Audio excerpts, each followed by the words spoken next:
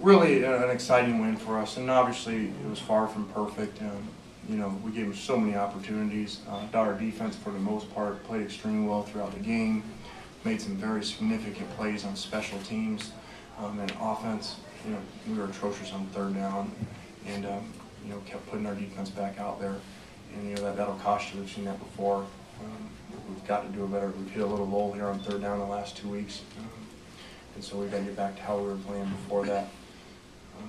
But all in all, we're just, after what we've gone through, you know, in the last 4 games prior to this, you know, the 2 last-second losses, and then the Oregon game, we're just happy to get a win right now. So pleased for our players and their effort today. Lane, do you remember what you thought when you saw the ball hooking, and was it going to field goal? Theirs? Yes. Or our first 2? No.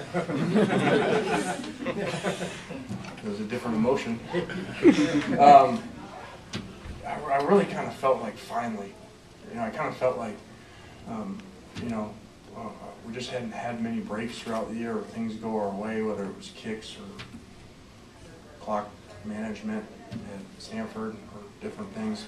So it was just really, it was really good for our players just to see them have something go their way after such a roller coaster game, a game that we're about to put away there and give up the kickoff return for a touchdown.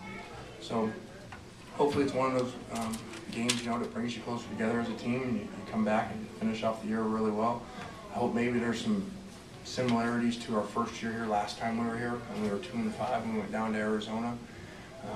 And that game went back and forth and almost lost that, scored on an interception return in that game just like today, and went on to finish the year, finish the regular season really strong. So hopefully that can happen.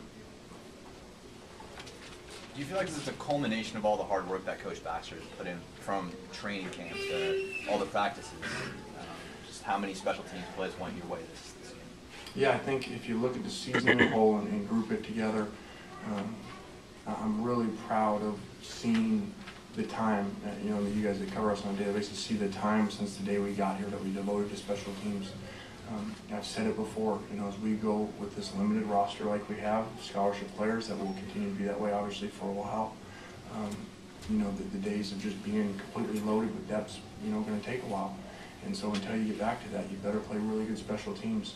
And so it's great to see it happen already. And I think what happens with special teams, especially as you're in a program, you get to year 2 and year 3, and your guys understand all the drills and everything, you continue to improve on them.